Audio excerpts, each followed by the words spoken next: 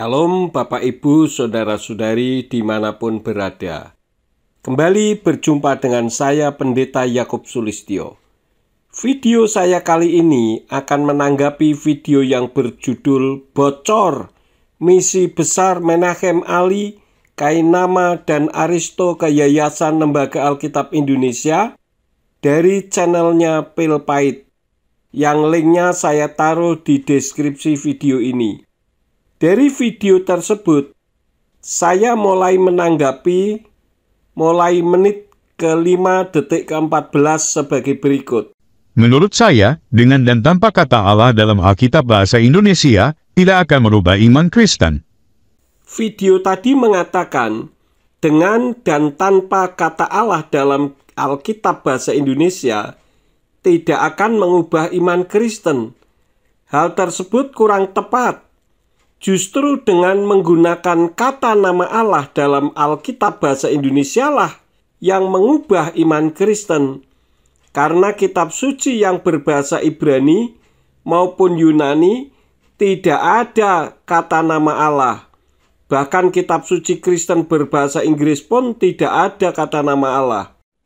Dengan kedatangan Profesor Menachem Ali, Aristo, dan Kainama, jika benar ke Yayasan Lembaga Alkitab Indonesia untuk meminta agar nama Allah jangan dipergunakan dalam kekristenan, sebagai umat Kristen yang baik, seharusnya justru berterima kasih kepada mereka karena meluruskan iman Kristen dan sekaligus umat Islam tidak merasa terganggu dengan pemakaian kata nama Allah di dalam kitab sucinya umat Kristen.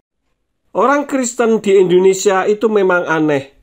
Sudah ada nama Tuhannya sendiri tidak dipergunakan, padahal Tuhannya sendiri menghendaki namanya dipanggil atau disebut-sebut. Malah nama Tuhan kepercayaan lain dipaksakan harus ada dan tidak boleh hilang. Karena kata Allah dalam Alkitab itu bukan sebuah nama tapi predikat, jadi tidak akan berpengaruh. Tadi dikatakan, kata Allah di Alkitab bukan sebuah nama tapi predikat, jadi tidak akan berpengaruh. Itu keliru besar, karena Yayasan Lembaga Alkitab Indonesia telah membuat kata nama Allah menjadi sebutan atau predikat dan sekaligus sebagai nama diri. Contohnya, dalam kitab Kejadian pasal yang ke-33 ayat yang ke-20, Yayasan Lembaga Alkitab Indonesia menerjemahkannya demikian. Ia mendirikan mezbah di situ dan dinamainya itu Allah Israel ialah Allah. Perhatikan kalimat Allah Israel ialah Allah. Menurut tata bahasa Indonesia, artinya ada Allah yang disembah oleh Israel namanya Allah, atau Allahnya Israel bernama Allah. Jadi Allah dijadikan sebagai sebutan sekaligus sebagai nama diri. Ini telah menyebabkan iman Kristen berpaling karena Israel tidak pernah menyembah Tuhan yang bernama Allah. Dan telah melukai hati umat Islam karena di dalam Al-Quran Allah itu merupakan nama yang mutlak, tidak boleh diganti jadi sebutan ataupun sebagai yang lain. Orang Kristen bisa menggunakan kata Elohim biar aman. Dan justru ini menunjukkan bahwa Tuhan kita memang berbeda. Ini baru benar, karena kata Elohim merupakan predikat atau sebutan yang tidak bermasalah. Dan iman Kristen dengan Islam memang berbeda. Jadi tidak perlu disama-samakan. Beda kan bukan berarti musuh. Yang penting masing-masing berjalan di relnya sendiri-sendiri dan tidak memaksakan kepercayaan orang lain untuk harus dipercayai. Sehingga meskipun beda kepercayaan, namun bisa hidup rukun, berdampingan sebagai sebangsa dan setanah air di negara kesatuan Republik Indonesia yang kita cintai bersama ini. Mungkin setelah itu, Menachem Ali, Bangkai dan Aristo harus protes juga kepada orang Kristen Arab yang menggunakan kata Allah. Menurut saya tidak perlu protes dan mengurusi Kristen Arab. Karena yang dibicarakan konteksnya untuk Indonesia. Apakah mentang-mentang Kristen Arab menggunakan kata nama Allah berarti Kristen Indonesia bisa menggunakan dan legal menggunakan kata nama Allah? Ingat, akar iman kepercayaan Kristen itu bukan ke Arab atau ke Kristen Arab. Akar iman kepercayaan Kristen itu, termasuk Kristen di Indonesia, itu ke Ibrani bukan ke Arab. Seandainya yang diadopsi Kristen Arab itu nama Uzza atau nama Manat, apakah Kristen Indonesia juga melegalkan penggunaan nama Uzza atau nama Manat yang adalah nama dewanya orang Arab kuno suku Quraisy? Ada nama Tuhannya sendiri dibuang, tapi nama sesembahan kepercayaan lain kok justru dipaksakan harus ada. Apakah hal ini logis? Coba pikir dengan akal sehat. Bicara sejarah, kenapa tidak mengacu ke sejarah yang awal, yaitu kitab sucinya sendiri yang jelas lebih tua daripada melegalkan yang tidak ada dalam kitab sucinya sendiri, bahkan memiliki otoritas melebihi kitab sucinya sendiri. Jelas tadi dikatakan kata nama Allah dipakai oleh politeis maupun monoteis, karena yang monoteis mengadopsi dari politeis. Karena yang monoteis dari Israel tidak ada nama Allah. Monoteis dari Israel ada nama sesembahannya sendiri, yaitu Yahweh. Dan orang Yahudi tidak pernah mengubah nama Yahweh menjadi Allah. Sejarah dan asal-usul kata Allah. Apakah kata Allah sebagai nama Tuhan itu hanya digunakan oleh umat Islam saja? Jawabnya jelas tidak. Berbagai kajian kesejarahan dan arkeologi menunjukkan bahwa kata Allah ini sudah ada jauh sebelum Islam lahir pada abad ke-7 di Makkah, dan dipakai sebagai nama Tuhan oleh berbagai kelompok agama, baik monoteis maupun politeis, di Arab dan Timur Tengah kala itu. Benar, memang orang Kristen Arab menggunakan nama Allah sebelum Islam lahir. Jadi Kristen Arab terlebih dahulu sebelum Islam menggunakannya. Karena Kristen Arab mengadopsi satu di antara 360 dewanya orang Arab kuno zaman jahiliyah suku Quraisy. Dan kata nama Allah tidak ada kaitannya dengan kekristenan dan bukan sebagai sinonim dari kata Tuhan.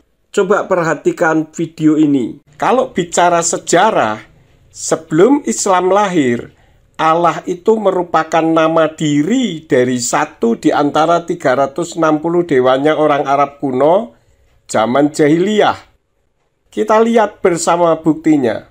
Berdasarkan sejarah, tertulis di buku-buku berikut ini. Seperti agama-agama manusia, bidah-bidah di Indonesia, Islam in Light of History, Jerusalem Countdown dengan pembahasannya Who is Allah, The Unfinished Battle Islam and the Jews, bahkan buku teologianya Islam sendiri yang berjudul Passing Over Melintas Batas Agama, dan masih banyak lagi lainnya, menerangkan siapakah Allah itu sesungguhnya, asalnya dari mana, sebelum Islam lahir sudah diadopsi oleh Kristen Arab, lalu diadopsi lagi oleh Islam, dan di Indonesia diadopsi lagi oleh Kristen dan Katolik. Silakan videonya di-pause untuk dibaca terlebih dahulu buku-bukunya. Allah bukan merupakan panggilan di Indonesia. Kalau Allah itu panggilan, itu memiliki arti dan persepsi yang sama dari berbagai pandangan, seperti kursi yang merupakan adopsi dari bahasa Arab al-kursi, memiliki makna dan persepsi yang sama, yaitu tempat untuk duduk. Baik Kristen, Islam, Hindu, Buddha, aliran kepercayaan, memiliki makna dan persepsi yang sama. Namun untuk Allah, umat Hindu dan Buddha saja di Indonesia tidak pernah menggunakan Allah sebagai sebutan atau sinonim dari kata Tuhan sebagai panggilan. Antara Kristen dan Islam sendiri memiliki pandangan yang berbeda untuk masalah Allah ini. Itu membuktikan bahwa pemakaian nama Allah di kekristenan merupakan pemerkosaan nama dan bahasa yang tidak seharusnya untuk tetap dipertahankan. Dan lagi, jika Allah itu generic name, kenapa tidak diganti saja dengan generic name yang lain yang tidak bermasalah di Indonesia? Kenapa Allah harus tidak boleh hilang dari kekristenan? Kemudian dengarkan video berikut ini yang membuktikan bahwa Allah itu bukan generic name.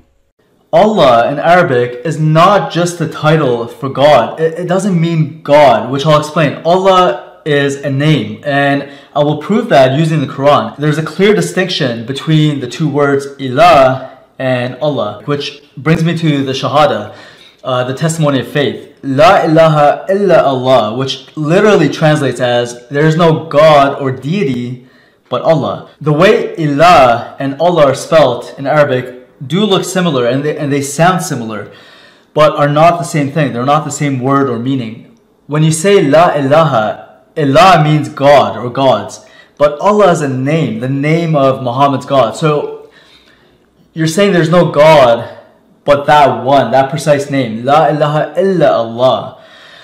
Among all the other gods, Allah is the one and the only one according to Islam, according to Muslims, Muhammad. It's like saying there's no friend but Bob, for example. You wouldn't be able to say there's no Bob but friend.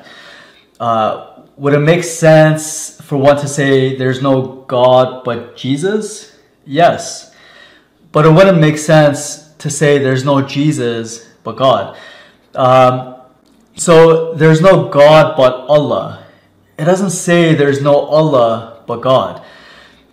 Muhammad was making a statement, wanting to also deny Christ as God, by making it clear that, look, there's no God but Allah. To further prove this point, I will use the Quran. In the Quran, in Surah 52:43, we read this. So in Surah 52:43, we read, or have they, this is Muhsin Khan's English translation, or have they an ilah, and he puts in parentheses, in brackets, a God other than Allah, glorified be Allah from all that they ascribe as partners to him. So here we see another clear distinction between ilahun and Allahi. And again, Muhsin Khan's English translation just closes the case. So for anyone who speaks the Arabic language, it's obvious that Allah is simply the name of Muhammad's God. When you go to Deuteronomy 18, a passage that Muslims love to claim is speaking of Muhammad, in Deuteronomy 18 we read, "But the prophet who presumes to speak a word in my name, which I have not commanded him to speak, or who speaks in the name of other gods, that prophet shall die." And Muhammad spoke in the name of another God, Allah, which is not the name of God in the Bible. God in the Bible, his name is Yahweh. God specifically gave Moses his name in Exodus chapter 6. You see, anytime we read Lord in all caps, capital L-O-R-D, we read Yahweh in the original Hebrew. Yahweh, which is, again, the true and only name of God. In Exodus chapter 6, we read this. "And God spoke to Moses and said to him, I am the Lord. I appeared to Abraham, to Isaac, and to Jacob as God Almighty, but by my name, Lord, I was not known to them." So, but by my name, Yahweh, I was not known to them. The name Yahweh was so sacred that the Jews abbreviated it to the Tetragrammaton four-letter word WHYH, Yod-He-Wah-He. But to completely change the name of God to a different name like Allah, something Muhammad did, is completely blasphemous. But the confusion for some Arabic-speaking Christians happens with Arabic Bibles, which translate God or Lord as Allah, due to Allah, the word, culturally and even religiously becoming the translation word for God in Arabic, which is incorrect. A proper translation for God in Arabic, in the Arabic Bibles, would be Reb or Ilah, or better yet, just use God's name, Yahweh Elohim. So to conclude this point, whether the name Allah came from some pre-Islamic moon god from Mecca, or it's the Arabic equivalent of the Aramaic Ilah, regardless, it is not the personal name for the God of Israel. And more importantly, it does not even mean God. Allah itu bukan sebutan atau dari Al-Ilah. Kenapa? Karena satu, Allah itu nama Tuhannya umat Islam. Contoh, ketika orang Islam di Arab sembahyang, mereka mengucapkan Allahu Akbar. Begitu juga dengan orang Islam yang ada di Amerika, mereka tetap mengucapkan Allahu Akbar, bukan God Akbar. Kedua, Allah itu bukan dari Al-Ilah dengan menghilangkan alif seperti yang dijelaskan para dosen Islamologi. Sehingga tinggallah. Kalau begitu, maka artinya akan berubah. Bukan Tuhan atau dewa lagi, tetapi li syakhsin atau baginya laki-laki. Ketiga, ilah itu sudah satu paket kosakata yang tidak bisa dipenggal karena dia kata benda bukan kata kerja. Keempat, ilah bisa dimasukkan alif lam karena ilah adalah gelar atau sebutan. Sedangkan Allah tidak bisa karena dia adalah nama pribadi. Contoh, ustazun atau guru laki-laki bisa dimasukkan dengan alif lam sehingga menjadi al-ustazu. Tetapi Fatimah tidak bisa ditulis menjadi al-Fatimah karena Fatimah itu adalah nama pribadi.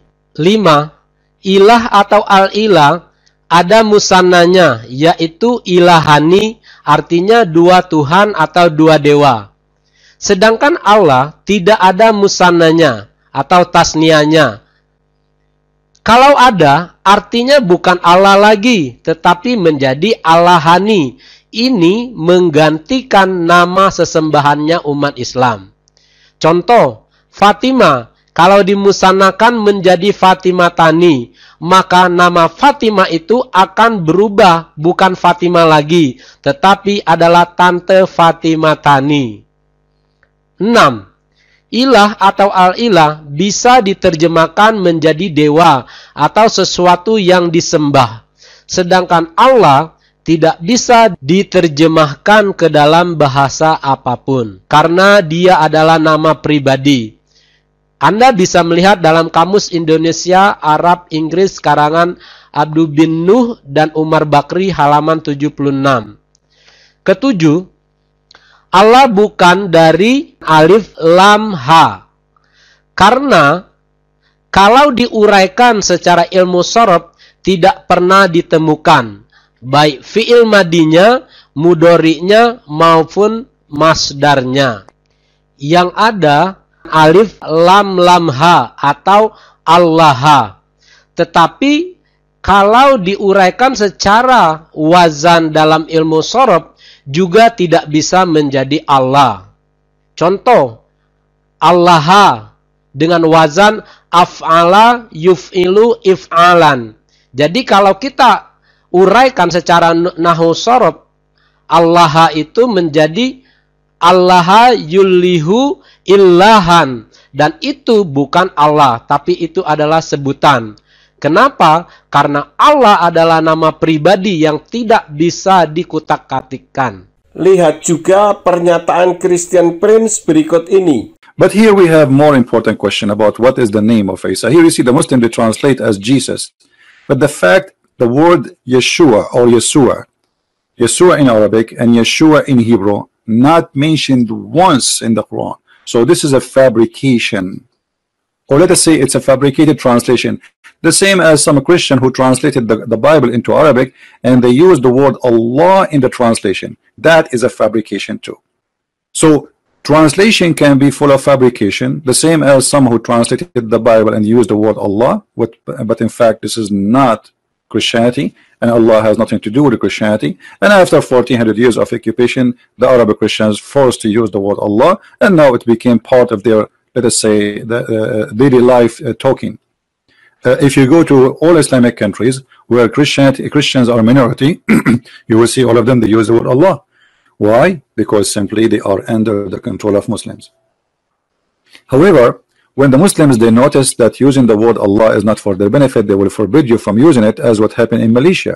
In Malaysia, they made the court order that no Christian should use the word Allah in a church, because that is the name of the God of the Muslims. And I agree with the court, actually. They should not use it, and any Christian who used the word Allah, he should refrain from using it, for this is a pagan word and have nothing to do with us. So I agree 100% with the court of Malaysia, which is saying Allah is a name of the God of Islam and have nothing to do with the Christians. Why the Muslims in that country, they were upset from Christian using that word? Because they noticed a lot of Muslims converting out of Islam. So they said to themselves, maybe the missionaries, because they are using the word Allah when they speak to the Muslims, make the Muslims easy transaction from the cult of Islam to Christianity. And as I say, it's wrong to use the word Allah, for this is a pagan name, and it's not the word mean God. It's a name of a God which is a pagan God, exists before Islam. Yeah, that's what is wrong to use. There's many Bible translation, they are using the word Allah. That's absolutely false translation, and we should avoid saying the word Allah, praying to God. But you can say, I mean, there's so many, like especially in the Middle East, the generation, they learn nothing but saying the word Allah. But this is false name, false God. It's a big mistake Christians they do when they use it. But people, they are inheriting false inheriting, and the one to blame actually is the priest. Most of the priests are just doing business, sadly. Ada banyak nama untuk menyebut Tuhan dalam tradisi masyarakat Arab waktu itu, termasuk Allah ini. Itu kan untuk masyarakat Arab. Kenapa jadi ikut-ikutan ke Arab? Lalu untuk apa punya kitab sendiri tidak diikuti? Berarti tidak mengimani kitabnya sendiri dong. Hingga kini, selain umat Islam, nama Allah juga dipakai untuk menyebut Tuhan oleh sejumlah kelompok agama seperti umat Kristen Arab, Koptik, Maronite, Melkite, Babisma, di Persia, Iran, umat Kristen Malta, dan Yahudi Misrahi atau Misrahim, bahasa Arab, Al-Masyrikiyun, yaitu umat Yahudi, asli Timur Tengah sejak era biblikal sampai sekarang. Semua yang dikatakan tadi kan hanya nama komunitasnya saja, bukan mengacu kepada isi asli kitab yang diyakininya sendiri. Intinya sama, yaitu kitabnya Kristen yang berbahasa Arab yang mengadopsi satu di antara 360 dewa atau sesembahannya orang Arab suku Quraisy zaman jahiliyah. Dan itu kitab terjemahan, bukan kitab asli. Artinya tergantung pada penerjemahnya.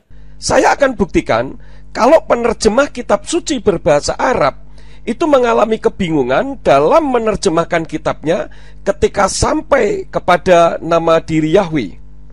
Kalau saya bicara harus disertai bukti, bukan asal ngomong saja. Contohnya, dalam kitab suci Al-Kitabul Muqaddasu Wahwal Asfarul Ahdainil Qodimi Wal Jadid, atau perjanjian lama dan perjanjian baru, mutarjama minal lughotil asliyah, atau diterjemahkan dari bahasa asli Nidaur Roja Stuttgart Almania atau Yayasan Nidaur Roja Stuttgart Jerman. Untuk kitab Keluaran pasal 3 ayat yang ke-15, nama Yahweh tidak diubah. Dengarkan pembacaannya oleh teman saya berikut ini ya. Keluaran 3 ayat 15 atau Siprul Khurujis Thalis Al-ayatus Khamisha Ashar. Bunyinya, wa qala Allahu aidan li Musa hagaza taqulu li bani Israel Yahwa ilahu abaikum ilahu Ibrahim wa ilahu Ishaq wa ilahu Yaqub arsalani ilaikum haza ismi ilal abadi wa haza zikri ila daurin fadaur. Namun dalam kitab Arabic Bible yang diterbitkan oleh Bible Society, nama Yahweh pada kitab Keluaran 3 ayat yang ke-15 telah berubah menjadi sebutan. Coba dengarkan pembacaannya yang berikut ini.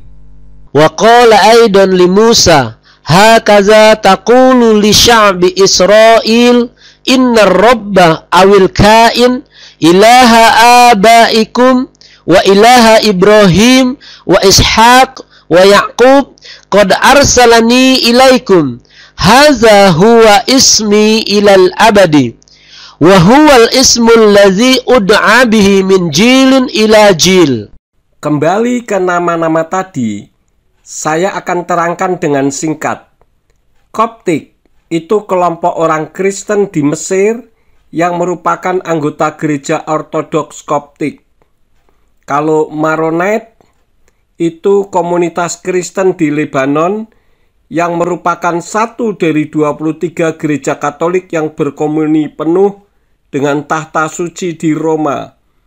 Adapun Malkite adalah istilah yang digunakan untuk merujuk kepada anggota gereja Katolik Yunani di Melkite yang mengikuti ritus Bizantium seperti Maronite, juga berkomuni penuh dengan gereja Katolik Roma, terutama berada di Timur Tengah termasuk Suriah, Lebanon, dan Palestina.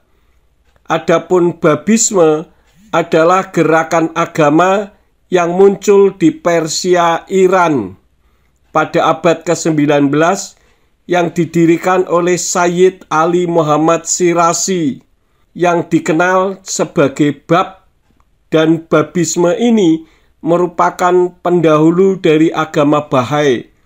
Penerusnya bernama Bahaluwoh. Kalau Mizrahim itu istilah yang digunakan untuk merujuk kepada orang Yahudi yang berasal dari Timur Tengah dan Afrika Utara. Adapun Koptik dan Maronite kitab sucinya berbahasa Arab, sedangkan Babisme nama kitab sucinya Bayan dalam versi bahasa Persia dan Arab. Jadi tentu menggunakan nama Allah karena mengadopsi satu di antara 360 dewanya orang Arab kuno suku Quraisy, seperti yang sudah saya sampaikan tadi. Sedangkan Mizrahim yang merupakan komunitas Yahudi, kitabnya menggunakan Tenak. Jadi mustahil ada nama Allah di kitabnya. Jadi jangan mengada-ada yang tidak ada. Adapun yang saya sampaikan, buku referensinya sebagai berikut. Untuk Koptik yang pertama, The Coptic Church, History, Faith, and Tradition oleh Bishop Alexander. Yang kedua, Christianity in the Land of the Pharaohs, The Coptic Orthodox Church oleh Jill Camille. Untuk Maronite, referensinya ada di buku yang berjudul Maronite History oleh Mati Mosa. Yang kedua, The Maronites Origins of an Antiochian Church oleh Bernard Heiberger. Adapun referensi Melkite ada di buku yang berjudul The Melkite Church, An Historical and Ecclesiastical Sketch of Byzantine Catholic of Syria oleh Cyril Korolevsky. Yang kedua, The Eastern Churches, A Brief Survey oleh Adrian Fortescue. Untuk Babisme dapat ditemukan di buku yang pertama, The Dawnbreakers, Nabil's Narrative of the Early Days of the Baha'i Revelation, yang diterjemahkan dan diedit oleh Sogi Effendi. Yang kedua, The Baby and Baha'i Religions from Messianic Shiism to a World Religion oleh Peter Smith. Adapun buku referensi untuk Mizrahim bisa dilihat di buku-buku yang berjudul yang pertama, The Jews of Arab Lands, A History and Source Book oleh Norman A. Stillman. Yang kedua, A History of the Jews in North Africa oleh H.G. Hirschberg. Buku-buku tersebut memberikan wawasan mendalam mengenai sejarah, keyakinan, dan tradisi masing-masing kelompok tadi. Ada sejumlah perbedaan pendapat mengenai asal-usul kata Allah. Ini yang dikemukakan oleh para sejarawan dan filolog, baca, ahli bahasa Arab klasik. Ada yang menganggap bahwa kata Allah itu spontanitas saja, murtajal, diucapkan oleh masyarakat Arab. Ada pula yang menganggap dari kata lah, yang berarti agung dan tersembunyi. Tetapi mayoritas berargumen bahwa kata Allah dalam bahasa Arab itu merupakan bentuk kepadatan dari kata al, seperti the dalam bahasa Inggris, dan ilah, Tuhan. Allah itu bukan bahasa. Allah itu nama. Nama diri atau personal name. Terbukti Quran berbahasa Inggris pun tidak menerjemahkan nama Allah menjadi God. Dan Quran berbahasa Belanda juga tidak menerjemahkan nama Allah menjadi Hir. Jadi tidak perlu membutuhkan ahli bahasa Arab. Karena yang jadi pembahasan kita bukan bahasa, melainkan nama diri. Jadi, kata Allah itu artinya the God atau Tuhan yang itu. Menariknya, kata yang kurang lebih sama dengan kata Allah ini juga ditemui dalam bahasa-bahasa rumpun Semitik lain yang jauh lebih tua daripada bahasa Arab, seperti bahasa Aram dan Hebrew. Dalam bahasa Aram, misalnya, kata Allah ini ditulis Elah, Elaha, atau Allaha dalam bahasa Aram dialek Syriak yang digunakan oleh gereja Assyria di Timur Tengah, yang artinya simpel, Tuhan. Allah bukan sama dengan the God, karena Allah itu nama diri, sedangkan the God atau Tuhan yang itu adalah predikat atau sebutan. Elah atau Elaha juga bukan Allah, karena Elah atau Elaha itu sebutan atau predikat, bukan nama diri atau personal name, dan bukan derivat dari Allah, atau sesuatu yang berasal dari sesuatu yang lain, ataupun sebaliknya. Jadi antara sebutan dan nama diri jangan dicampur aduk. Masyarakat Assyria itu kini tersebar di Suriah, Irak, Iran, dan Turki. Dalam Hebrew Bible, Tuhan juga disebut sebagai Eloah, singular, Elohim, plural, juga El. Eloah, Elohim, El memang dipakai untuk menyebut Tuhan. Ya tidak masalah karena Eloah, Elohim, dan El itu sebutan atau predikat, bukan nama diri. Tidak ada Tuhan bernama Eloah, Elohim, atau El dalam kitab berbahasa Ibrani. Jadi, jelasnya, masyarakat Arab yang Yahudi dan Kristen waktu itu, maupun masyarakat Arab non-Yahudi dan Kristen, juga menyebut Allah untuk menyebut Tuhan. Karena itu tidak heran jika umat Arab Kristen dan Yahudi hingga kini menyebut nama Tuhan dengan sebutan Allah. Masyarakat Yahudi Arab dan Kristen waktu itu ya boleh-boleh saja menyebut Allah, karena menggunakan kitab yang berbahasa Arab, yang merupakan kitab terjemahan, yang sudah saya terangkan sebelumnya, bahwa penerjemah kitab Kristen berbahasa Arab kebingungan dalam menerjemahkan nama Tuhan Sang Pencipta, yaitu Yahweh, yang seharusnya tidak boleh diterjemahkan karena itu nama. Sedangkan di kitab berbahasa Arab pun menggunakan ilah atau Rab sebagai sebutan atau predikat untuk menyebut diri Tuhan, dan Kristen Arab memanggil nama Sang Pencipta bukan Allah, tetapi Yahweh. Coba dengar bunyi kitab Yeremia 33 ayat yang kedua berikut ini. Yeremia pasal 33 ayat 2 atau Sifru Irmia Salis wa Salasin al-ayatus saniyah. Bunyinya, hakaza qala ar-rabbu sani'uha ar-rabbu musawwiruha liyusabbitaha yahwahu ismuhu. Jadi kitab Kristen Arab yang berbahasa Arab itu jangan dijadikan rujukan dan jangan dilegalkan jika untuk menyatakan kebenaran, karena itu bukan kiblat iman kepercayaan umat Kristen. Ada banyak bukti akademik ilmiah bahwa nama Allah itu sudah biasa digunakan oleh masyarakat Arab, apapun agama mereka, termasuk Kristen dan Yahudi sebagai sesama rumpun agama Semit, untuk menyebut nama Tuhan. Tapi orang Yahudi yang menggunakan kitab berbahasa Ibrani tidak menyebut nama Tuhan menggunakan Allah, tetapi Elohim, El, Elohai, El Elyon, El Olam, El Shaddai, dan sebagainya. Kalau kitabnya Kristen berbahasa Arab menggunakan nama Hubal, apakah juga diikuti? Aneh memang Kristen di Indonesia. Diluruskan kok tidak mau. bahkan selalu mencari alasan pembenaran, tidak membiasakan yang benar, tetapi membenarkan yang biasa. Mana imannya? Orang Yahudi dijadikan panutan, sementara mereka menolak Yeshua yang selama ini dikenal dengan nama Yesus, kok tidak diikuti juga? Artinya tidak konsekuen. Itu bukan bukti akademik ilmiah, tetapi bukti kesalahan yang diilmiahkan. Orang-orang Arab dulu, zaman sebelum Islam, banyak sekali yang menggunakan nama Abdullah, hamba Allah.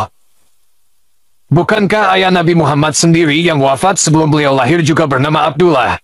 Iya, karena agama suku orang Arab sebelum Islam lahir merupakan penyembah banyak sesembahan, seperti Alata, Al-Uzza, Manat, Hubal, dan sebagainya. Dan itu juga tertulis dalam buku Passing Over Melintas Batas Agama, karena berasal dari suku Quraisy, termasuk ayahnya Nabi Muhammad yang bernama Abdullah bin Abdul Muthalib berasal dari suku Quraisy. Kenapa iman Kristen dipaksakan mengikuti agama suku Quraisy? Bukti-bukti arkeologis gereja-gereja dan kuburan tua pra-Islam di Yaman dan Yordania, misalnya, seperti di Al-Jimal di Yordania Utara, juga ditemukan berbagai inskripsi bertuliskan Allah. Inilah yang disebut eisegese, yaitu memasukkan sesuatu yang dari luar ke dalam firman Tuhan dan memiliki otoritas melebihi firman itu sendiri. Allah yang sudah disebut sebelum Islam lahir sebagai dewa tertinggi, yaitu pencipta yang bersanding dengan nama-nama berhala yang lain, seperti yang sudah saya sebutkan di depan, tetap disebut-sebut dan diharuskan untuk tidak boleh hilang dari kekristenan. Meskipun pihak Islam terganggu dengan penggunaan nama Allah, juga diabaikan, sementara Tuhannya sendiri dalam kitab Keluaran pasal yang ke-23 ayat yang ke-13 katakan, Ufkol asyar amarti alehem tisamru weshem Elohim akhirim, lo taskiru lo yishama alpika, yang artinya, dalam segala hal yang telah kufirmankan kepadamu, haruslah kamu waspada. Juga nama sesembahan-sesembahan lain, jangan kamu sebut-sebut, itu jangan keluar dari mulutmu. Dan yang punya nama menghendaki namanya disebut, agar tidak dilupakan orang, seperti yang tertulis di dalam kitab 1 Tawarin 16 ayat yang ke-8, yang berbunyi, Hodu la Yahweh kiru vesmo hodiu fa'amim alilotai, yang artinya, bersyukurlah kepada Yahweh, panggillah namanya, beritahukanlah perbuatan-perbuatannya di antara bangsa-bangsa.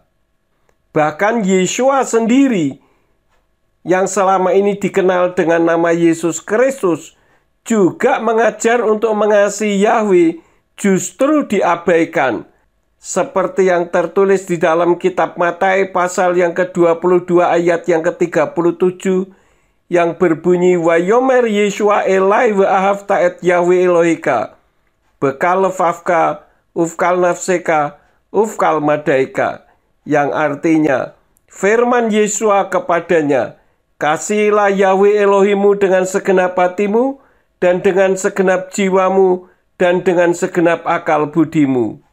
Hati-hati, jangan sampai menjadi nabi palsu seperti yang tertulis di dalam kitab Yermiyahu atau Yeremia pasal 23 ayat yang ke-26 sampai 27, yang mengajak orang untuk melupakan nama Yahweh dan jadi antikris atau Soten Hamasyah, seperti yang tertulis di dalam kitab 1 Yohanan atau Yohanes pasal yang kedua ayat yang ke-22, karena menyangkal Bapa Yahweh.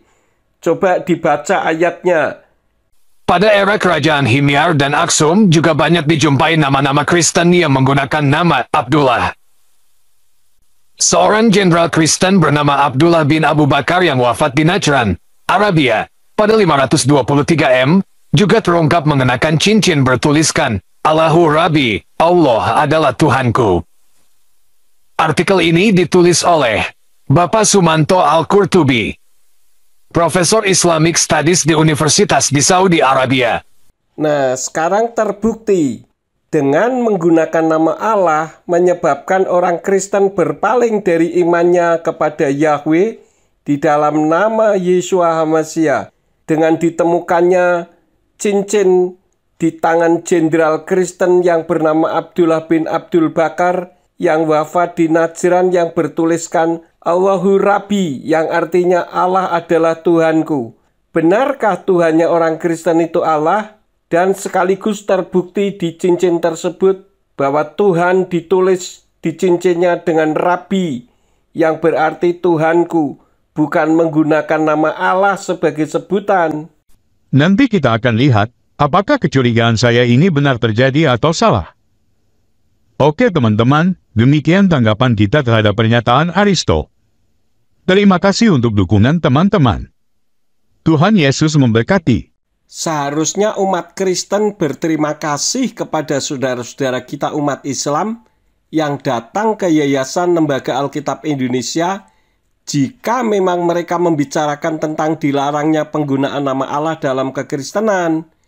Karena dipakai Tuhan untuk meluruskan iman Kristen dari kelupaannya akan imannya sendiri, seperti Raja Kores yang dipakai Tuhan untuk memulangkan bangsa Yahudi dari pengasingan di Babel ke Yerusalem dan ke wilayah Yehuda sehingga bisa menyembah Yahweh dengan tenang.